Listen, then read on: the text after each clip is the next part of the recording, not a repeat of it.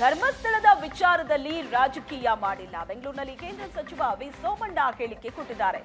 ನಂಬಿಕೆ ಸಂಸ್ಕಾರಕ್ಕೆ ಧರ್ಮಸ್ಥಳ ಕ್ಷೇತ್ರ ಪವಿತ್ರವಾದ ಸ್ಥಳ. ತಾವೇ ತೋಡಿದ ಗುಂಡಿ ಮುಚ್ಚಲಾಗದ ಸ್ಥಿತಿಗೆ ಬಂದಿದ್ದಾರೆ. ಯಾರೋ ಹೇಳಿದ ಮಾತನ್ನ ಕೇಳಿ ದಾರಿ ತಪ್ಪಿದ್ದಾರೆ. ಇದರಲ್ಲಿ ರಾಜಕೀಯ ಮಾಡೋ ಅವಶ್ಯಕತೆಯೇ ಇಲ್ಲ. 1000 ಬಾರಿ ಸುಳ್ಳು ಹೇಳಿದ್ರೆ ಸತ್ಯ ಆಗಲ್ಲ. ತಪ್ಪನ್ನ ಹೇಗೆ ಮುಚ್ಕೋಬೇಕು ಅಂತ ಕಾಂಗ್ರೆಸ್ ಗೊತ್ತಾಗ್ತಿಲ್ಲ ಅಂತ ಕೇಂದ್ರ ಸಚಿವ ಸೋಮಣ್ಣ ಕಾಂಗ್ರೆಸ್ ವಿರುದ್ಧ ವಾಗ್ದಾಳಿ ನಡೆಸಿದರು. ಯಾರ್ದೋ ಜೊತೆಯಲ್ಲಿ ಕೆಲಸಕ್ಕೆ ಬಾರ್ದು ಅಂತ 4 ಜನ ಹೇಳಿದ್ರು ಅಂತ ಅಂದ್ಬಿಟ್ಟು ನೀವು SITಯನ್ನು ಮಾಡಿ ಅದರಿಂದ ಇಡೀ ದೇಶ ನಿಮ್ಮ ಗುಣಗಾನ ಮಾಡ್ತಕ್ಕಂಥ ಸಂದರ್ಭ ಬಂದಿದೆ. ಆದ್ದರಿಂದ ಭಗವಂತ ಎಲ್ಲಿದ್ದಾನೆ ಅಂದರೆ ಕರ್ನಾಟಕದಲ್ಲಿದ್ದಾನೆ, ತಾಯಿ ಚಾಮುಂಡಿಯಲ್ಲೂ ಇದ್ದಾರೆ, ಧರ್ಮಸ್ಥಳದಲ್ಲೂ ಇದ್ದಾರೆ. ಇದು ನಮ್ಮ ಆರಾಧ್ಯ ದೈವಗಳು.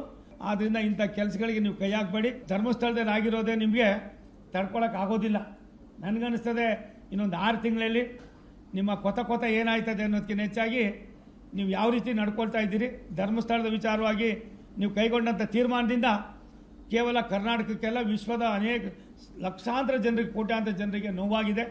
ಇದಕ್ಕೆ ನೀವು ಕ್ಷಮೆ ಕೇಳಬೇಕಾಗಿತ್ತು. ಅದನ್ನು ಬಿಟ್ಟು ಮತ್ತೆ ಇನ್ನೊಂದನ್ನು ನೀವು ಸೃಷ್ಟಿ ಮಾಡ್ಕೊಂಡಿರ್ತಕ್ಕಂಥದ್ದು ನಿಮಗೆ ಗೌರವ ತರ್ತಕ್ಕಂಥದ್ದಲ್ಲ. ಯಾರ್ದೋ